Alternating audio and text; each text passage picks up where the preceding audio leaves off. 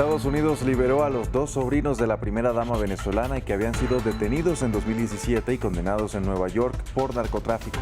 La medida se dio a cambio de la liberación de 7 ciudadanos estadounidenses encarcelados en Venezuela.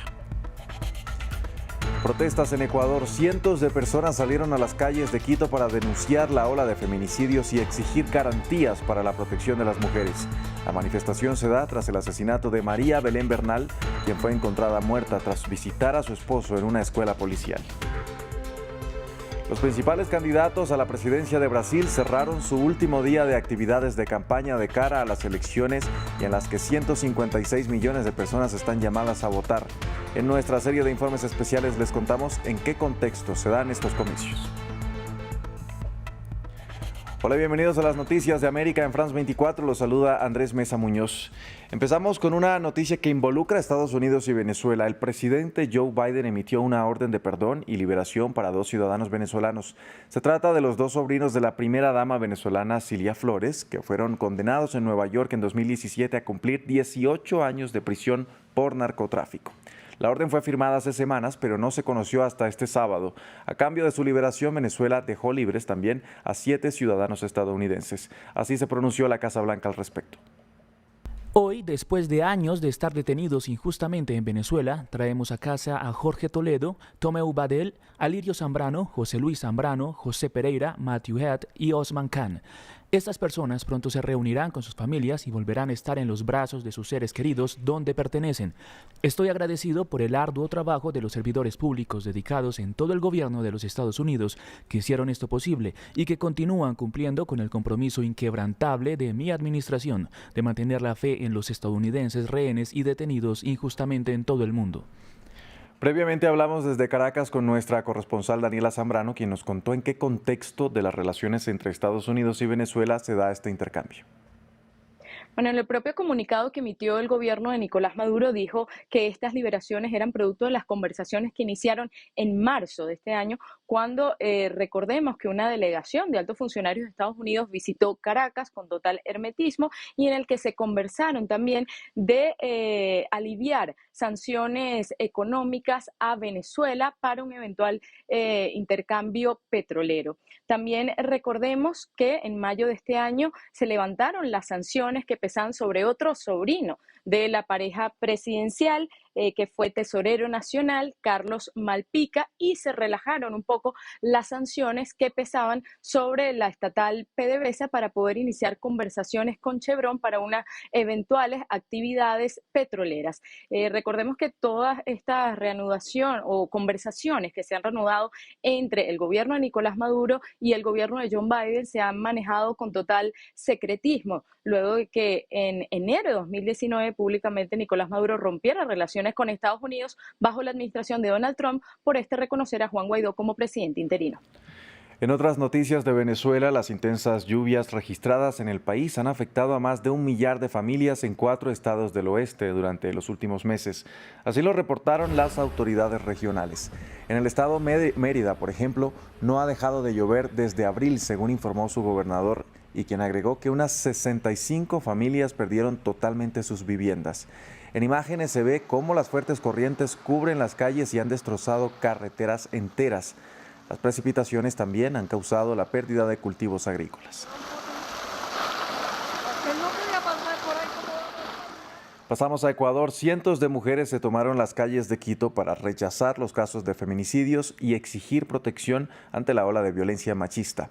Con pancartas y retratos de mujeres asesinadas, las manifestantes arremetieron contra la Policía Nacional, a la que acusaron de desatención y falta de políticas efectivas para garantizar sus derechos.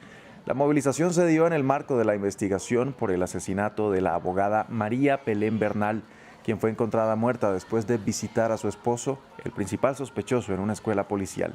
De acuerdo con medios locales en Ecuador, una mujer es asesinada cada 28 horas.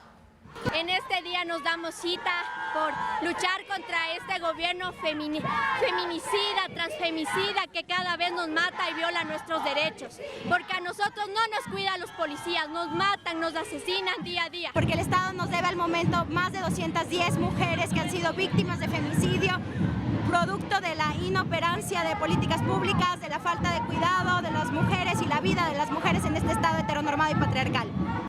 Brasil escogerá a su presidente en solo unas horas y más de 156 millones de personas están llamadas a la cita. Son un total de 447,000 mesas en todo el país y hasta este sábado los funcionarios electorales continuaban instalando las máquinas de votación electrónica. Brasil adoptó estos artefactos en 1996 para poner fin al fraude generalizado relacionado con las papeletas. Son en total 11 candidatos, entre los que destacan el presidente Jair Bolsonaro, quien busca la reelección, y el expresidente Luis Ignacio Lula da Silva. Ambos realizaron actos de cierre en Sao Paulo. Si ninguno de los aspirantes logra reunir más del 50% del apoyo de los electores, los dos más votados irán a una segunda vuelta el próximo 30 de octubre. Veamos el informe de Rafael Pérez. Una última aparición de los favoritos antes de la jornada electoral en Brasil. Lula y Bolsonaro se midieron en un pulso de masas. El presidente y candidato a la reelección, Jair Bolsonaro, se hizo presente en Sao Paulo para participar en una caravana de motocicletas. Sus seguidores se muestran preocupados ante la idea del mandatario de que puede existir un fraude en el sufragio de este domingo. Como ya salió en internet que hay algunas urnas que ya están batizadas. Ya apareció en internet, hay urnas que ya están decididas para anular a la oposición. No digo que sea cierto o no, solo digo que he visto en internet.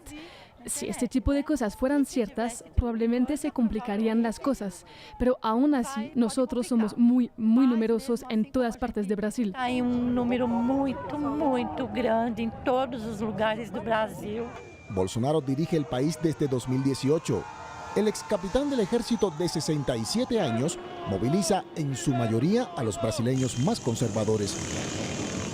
Por su parte, en la misma ciudad, el candidato de izquierda Luis Ignacio Lula da Silva congregó a sus partidarios en lo que llamó el Paseo de la Victoria. El elegido por el Partido de los Trabajadores y 2 veces expresidente del país se mostró junto a uno de sus delfines políticos, el aspirante a la gobernación de Sao Paulo, Fernando Haddad. Soy partidaria de Lula desde que era pequeña. Puse mis fuerzas para que Lula sea presidente y Haddad gobernador, porque Brasil necesita ser un país civilizado como su gente. Brasil es hermoso. Según las encuestas, el también líder sindical lleva la delantera en la intención de voto. 2 de las encuestadoras más importantes del país, IPEC y Datafolia, mostraron una intención de voto del 51 y 50% respectivamente hacia Lula, con un margen de error de 2 puntos porcentuales. Pasamos a Estados Unidos. Este sábado, fuentes médicas de Florida elevaron a 47 el número de muertos tras el paso del huracán Ian por el estado donde tocó tierra esta semana con categoría 4. Sin embargo, se cree que la cifra podría ser el triple. La Guardia Costera continúa las labores de rescate en botes y helicópteros en zonas que siguen sumergidas en agua y lodo. Expertos aseguran que las pérdidas por las inundaciones podrían alcanzar los $15,000 millones. Ian se disipó sobre Virginia este sábado después de haberse degradado en un ciclón tropical. De otra parte, el presidente Joe Biden anunció que visitará Puerto Rico el lunes y Florida el miércoles para evaluar los daños. Y un robot que hace distintas actividades humanas, desde regar las plantas hasta levantar barras de metal en empresas, es el prototipo que está desarrollando la compañía Tesla. Elon Musk, su CEO, presentó al humanoide Optimus y dijo que espera que su compañía comience a recibir pedidos entre 3 a 5 años para comprar el robot. Espera que puedan venderlo por $20,000, es decir, casi un tercio del precio actual del modelo. Our goal is to make Y cerramos con imágenes de un peculiar festival celebrado en Albuquerque, en Estados Unidos. Se trata de un festival internacional de globos aerostáticos, una fiesta anual que se lleva a cabo desde hace 50 años en el desierto de Nuevo México y que reúne a pilotos y espectadores de todo el mundo. Este año están representados en más de 20 países como Suiza, Australia, Brasil, Croacia, México, Taiwán y Ucrania. De esta manera despedimos este informativo en France 24. Gracias por acompañarnos. Continúen con toda nuestra programación.